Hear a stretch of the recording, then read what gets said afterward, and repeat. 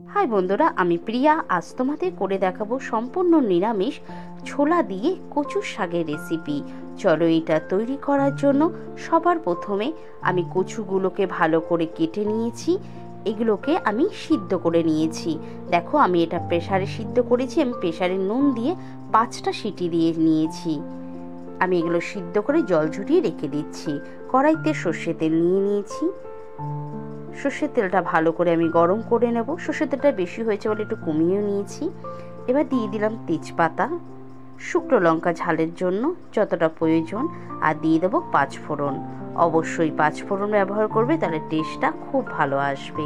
হালকা 1-1.5 মিনিট একটু ভেজে নেব। যখন দেখব 5 ফোড়নটা হালকা লাল হয়ে গেছে, দিয়ে দেব সিদ্ধ করে রাখা কচুগুলোকে। কচুগুলোকে দিয়ে আমি ভালো করে 2-4 মিনিট নেড়ে ছেড়ে নেব। দেখবে নাড়তে নাড়তেই একটা জল বেরিয়ে আসছে। এবার আমি দিয়ে দেব সিদ্ধ করা ছোলাগুলো। আমি ছোলাগুলোকে প্রায় 4 থেকে 5 ঘন্টা ভিজিয়ে রেখেছিলাম, তারপরে সিদ্ধ করে নিয়েছি। ছোলাটা দেওয়ার পরে আবার আমি বারবার নাড়ব।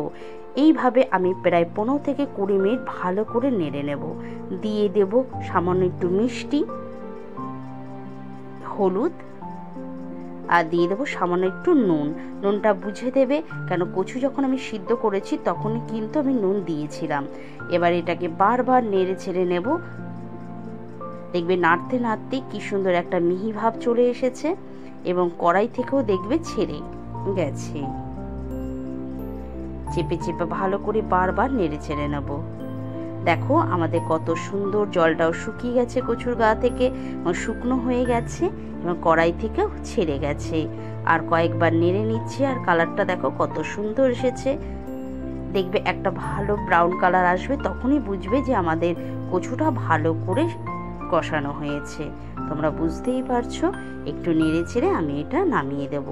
এই রেসিপিটা না অসাধারণ খেতে লাগে, খুব তাড়াতাড়ি হয়ে যায়, ভাতের সাথে দারুণ খেতে লাগে। তোমরা বাড়িতে অবশ্যই ট্রাই করবে, আমাকে জানাবে কেমন হয়।